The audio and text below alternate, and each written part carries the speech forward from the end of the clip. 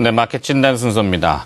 자, 최근에 증권가도 좀 흉흉한 편인데 논리적인 근거를 가지고 일관성 있게 강세론을 주창하고 있는 증권사가 있습니다. 눈에 띄는 증권사인데요. 이트레이드 증권입니다. 오늘은 이트레이드 증권 리서치 센터의 윤지호 센터장과 함께 시장 이야기 좀 나눠보겠습니다. 안녕하십니까? 안녕하십니까? 자, 2000포인트 위쪽에 일단 올라왔습니다. 예. 아직은 힘 자체, 에너지 자체를 강하게 느끼지는 못하겠습니다만 어찌됐건 뭔가 시도는 자꾸 하려는 시장 움직임인데 윤지호 센터장, 이트레이드 증권에서 보시는 낙관적 전망은 아직도 유효합니까? 네, 유효합니다. 네, 어떤 근거로 또 가지고 계십니까? 한마디로 투자의 지형이 바뀐 거죠. 우리가 이제 한 2, 3년간 박스권을 지속하다 보니까 계속해서 이제 박스권은 짓눌러 왔던 뭐 실적이 안 좋아지고 있다. 중국의 경기 모멘텀에 대한 불안감, 여러 가지 이슈들. 근데 이러한 이슈들이 좀 소재의 빈곤이 온 것이 아니겠는가. 좀 식상하다라는 느낌을 갖고 있고요. 오히려 이제부터는 좀 긍정적인 서프라이즈, 이런 것이 기대할 국면도 온 것이 아닌가 생각합니다. 그래서 저희들 보기에는 2000포인트다, 뭐 2100이다, 2050이다, 이게 중요한 게 아니라 올라가면 팔아라는 전체적인 컨센서스가 과연 맞는 것인가. 오히려 우리가 추세적 상승장이 열리면서 박스권을 넘어서, 우리가 박스권 추세적 상승이란 무엇이냐면 어디까지 올라가는지 잘 모르겠다는 거죠.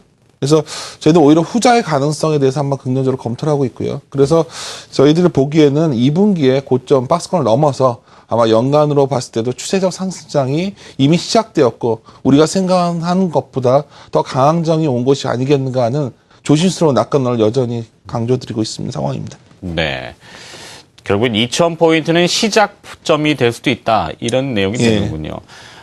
우리가 그 기술적 분석을 하시는 분들이 많은 얘기를 하지만 횡보하는 기간이 긴 만큼 만약에 트렌드를 잡으면은 그 기간만큼 오른다. 이런 얘기들을 하시죠. 물론 반대의 경우라면 굉장히 피곤한 경우가 될 수 있지만 자, 이 3년간의 박스권. 근데 기업들의 실적도 아직은 의문점, 퀘스천 마크가 붙어 있고. 근데 또 코스피가 더 올라갈 수 있을까요? 가장 어쩌면 핵심적인 질문이신데요. 주가는 실적이 한수입니다. 결국은 실적이 좋아져야 주가가 오를 수 있는 거죠. 분명히 글로벌 경제 상황도 그렇고 우리 기업들의 실적이 크게 개선되기는 쉽지 않다는 거 우리는 다 알고 있는 상황이죠. 근데 그림 하나 보면서 좀 말씀드릴까 하는데요.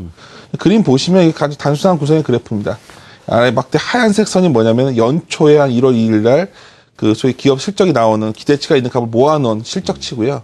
파란색 선은 확정값입니다. 하얀색 막대가 눈에는 잘 안 보이는데 파란색 막대 바로 옆에 붙어 있는 거군요. 예, 그렇죠. 근데 10년 이후에 11년에도 보면은 결국 실적 기대치나 몸체 더 중요한 거는 2010년에 비해서 2011년에도 이익이 감소했었고 2012년도 감소했었고 2013년은 놀랍게도 연초에는 한 117조를 봤었는데 진짜 68조 나왔거든요. 어마어마하게 실적이 깨진 거죠. 왜 박스권이었냐? 실적이 안 좋아서 박스권이었고요. 결국 중요한 거는 2013년 대비해서 2014년에 실적이 좋아질 수 있겠는가. 이게 가장 포인트인 것 같아요. 그런데 저희들의 이트레이드 전략 판단으로는 유틸리티 쪽에서의 변화 가능성, 그리고 최근에 뭐 그 건설주나 이런 것들이 작년 실적이 많이 깨져 있는 상황이었기 때문에 최소한 플랫은 유지하지 않겠는가. 여러 가지 감안한다면 최소한 2014년 대비 2014년은 실적이 나아진 해다. 이것만 가지고서도 충분히 주가를 살 만한 근거는 충분하다 보고 있고요. 근데 실적 시대에 와 있다 보니까 실적 얘기를 많이 하시 하나만 더 말씀드리고자 하는데요. 네. 우리가 실적의 레벨을 많이 말씀하십니다. 뭐 실적이 지금 얼마냐? 근데 사실 더 중요한 건 실적의 방향성이죠. 우리나라의 장기적인 코스피 흐름과 기간의 분기 순이익관의 흐름을 보시면 뭐 딱 어림잡아 보시기에도 굉장히 유사성, 동행성이 있음을 알 수 있습니다.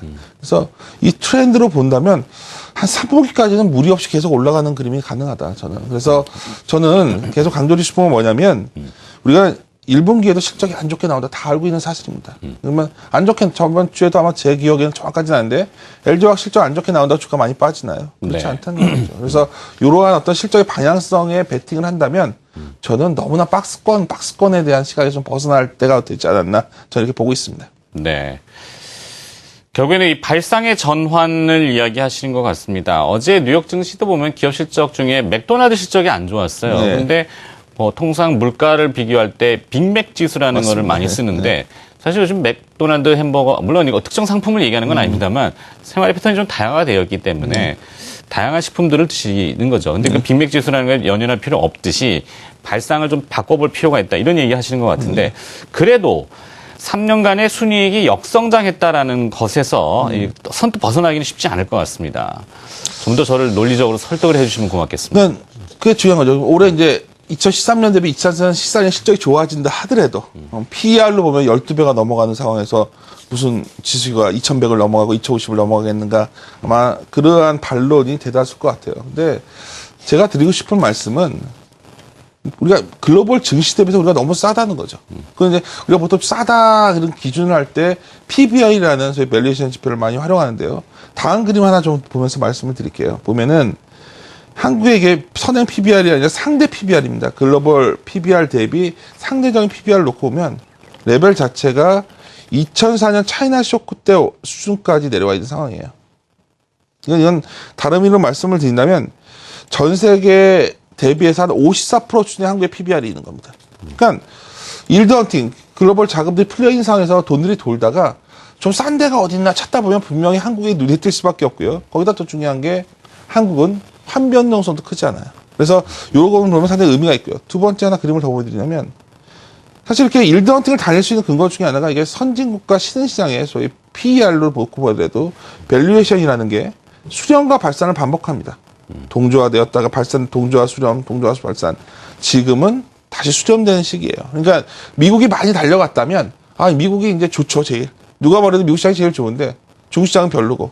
근데 한국도 별로였고. 하지만 미국 대비해서 한국이 싸다는 인식, 그리고 밸류에이션 갭이 너무 벌어졌기 때문에 좁히는 과정, 이것만 놓고서 다 2,200원 가능하다는 저희는 판단을 갖고 있습니다. 그래서 밸류에이션 정체 기간을 이런 거는 인정을 하지만 소위 글로벌 대비 상대적인 밸류에이션을 놓고 본다면 충분히 상승의 여지가 크다. 저는 이렇게 판단하고 있습니다. 네. 자, 선진 시장은 위치가 이만큼 가 있고 우리 시장은 여기에 있고 사실 선진 시장 우리 정치 빼놓고는 다 선진 시장이라고 하지 않습니까? 그 얘기는 아니지만 하여튼 그런 이 스프레드가 넓어져 있기 때문에 해외에서 보면은 매력이 있는 시장이 될 수 있다. 그러면 누가 사느냐는 외국인입니까?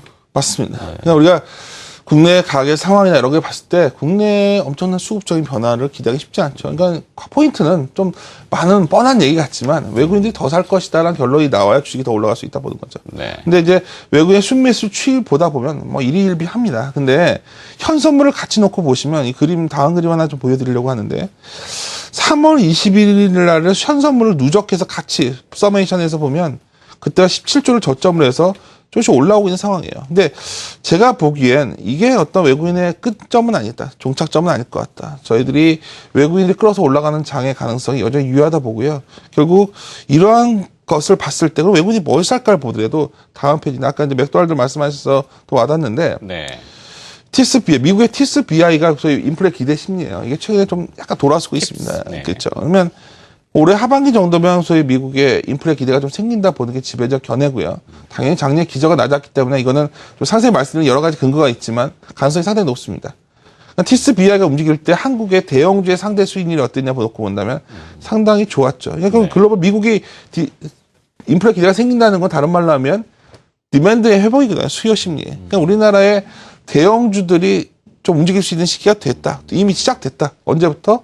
한 3월서부터요. 그래서 이러한 흐름이 더 이어진다 볼 수도 있는 거죠. 그러니까 저희들이 말씀드리는 거는 그로스가 있는 여러 가지 그 성장주들 좋죠. 그리고 소위 좀 싸지만 소외되어 있던 예를 들어 삼성전자 같은 종목들도 이제는 외국인들이 사면서 올라올 수 있는 국면이 아니겠는가. 더 살 수 있다. 그래서 양쪽에 바벨로 가든 전략이 포트폴리오 전략이 상당히 유용할 수 있고요. 그러니까 지수도 오르고 또 먹을 종목들 나오는 소위 강세장의 조건은 충분히 무르익었다. 저는 이렇게 판단하고 있습니다. 네. 자, 점점 하면은 이제 우리 상대 국가, 수출의 상대 국가인 선진 시장의 물가가 올라가면은 그쪽에 디맨드, 수요가 있고 그렇죠. 우리 입장에서는 대형주들이 판다라는 의미가 되는 거죠. 그러니까 가장 중요한 게 미국의 코어 CPI라는 것과 미국의 경기 선행 지수와의 소위 시계열 관계를 보면 저희 경기 선행지수가 돌고서 바로 코어 CPI 소위가 네. 돌지는 못하죠. 근데 한 8분기 정도 지나면 확실히 돌아서는 모습이 나오거든요. 그러니까 우리가 미국 경기 선행지수가 돌아선 지 8분기가 되는 게 올해 4분기 10월부터거든요. 그렇다고 본다면 네. 주가의 선행성을 놓고 본다면 우리가 여기서 우리 코스피를 구성하는 대형주들에 알겠습니다. 대한 시선도 상당히 긍정적으로 봐야 자, 그러면 그 됩니다. 대상이 이제 궁금하죠. 무엇을 네. 사야 됩니까? 결론을 좀 지어주시죠. 그러니까 제가 이제 오늘 시점에 사실하는 건 아니고 저희 이트레이드 리서치에서 섹터 이날들이 냈던 네. 종목들 보면 첫 번째 밸런스로 보면 대형주 중에서는 저희는 삼성전자, LG 디스플레이, KT, 그다음에 CJ 제일제당 이런 종목들 아주 다양한 업종에 갇혀서 대형주를 균형 감각을 가져가셔야 되고요. 당연히 주식은 소위 투자의 패러다임, 비즈니스 모델이 좋은 성장률을 봐야 됩니다. 트렌드가 있는 거죠. 그래서 그렇죠. 저희들이 제시해드린 종목은 최근 이트레이드에서 자료가 나오고 바이리스 좋은 종목들은 경동나비엔이라든가 현대 비엔지 스틸, 사마네트워스, 이노스 다 자료 나오는데 좀 움직이는 상황이 있는 걸 감안하시고요. 근데 이런 종목들이 뭐 하루 보고 말 종목들이 아니라 꾸준히 이런 종목들에 대해서 타이밍을 보신다면 이런 다가오는 이미 시작된 강세장에서 충분한 과실을 따실 수 있지 않을까 조심스럽게 이렇게 전망해 봅니다. 네, 오늘 당장 관심이 아니라 시장의 앞으로 트렌드에 발맞추는 그런 기업군을 이렇게 쭉 정리해 주신 거죠. 마켓 진단 들어봤습니다. 논리적 근거가 항상 매력적입니다. 이트레이드 증권 리서치 센터 윤지호 센터장과 함께 이야기 나눠봤습니다. 고맙습니다.